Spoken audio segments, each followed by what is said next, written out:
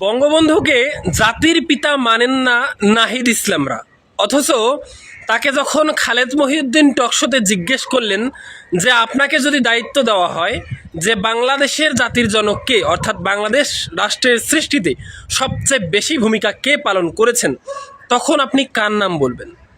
সেই সময়ে তো শেরে বাংলাকে ফজলুল হক কিংবা হোসেন শহীদ সোহরাওয়ার্দী ওনারা জীবিত ছিলেন না, এবং মৌলানা ভাসানী ওই সময় ভারতে ছিলেন এবং তিনি মুক্তিযুদ্ধের পক্ষে খুব বেশি সক্রিয় ভূমিকা রেখেছেন এমন ইতিহাস নেই।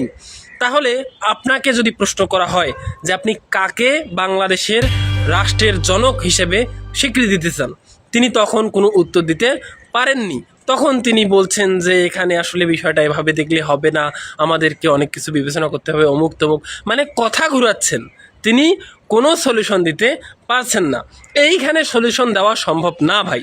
বাংলাদেশের রাজনৈতিক ইতিহাসে, বাংলাদেশের স্বাধীনতা সংগ্রামের ইতিহাসে যেই ব্যক্তিটা সবচেয়ে বেশি ভূমিকা রেখেছেন তিনি হচ্ছেন বঙ্গবন্ধু শেখ মুজিবুর রহমান।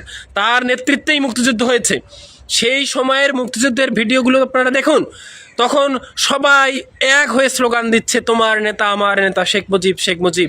অর্থাৎ এই যে মানুষটা, তিনি একটা ভূমিকা রেখেছেন, তার মাধ্যমে বাংলাদেশ স্বাধীনতা পেয়েছে, এইটা স্বীকার করতে আপনাদের কি সমস্যা?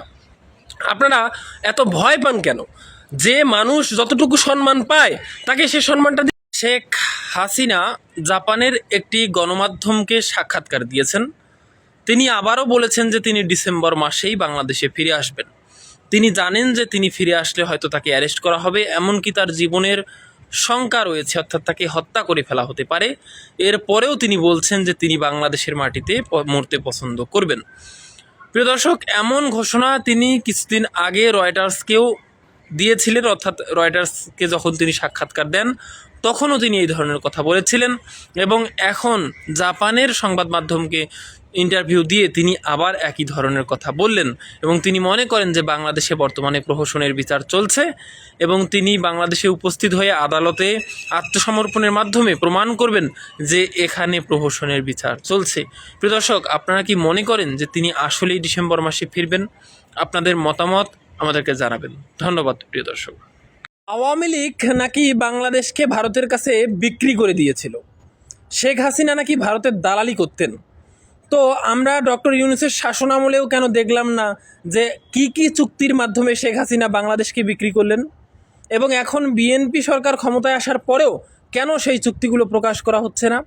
নাকি আসলে এরকম কোনো চুক্তি নাই, কিংবা থাকলেও আপনারাও হয়তো তাদের দালালিই করছেন? আমরা কোনটা ধরে নেব?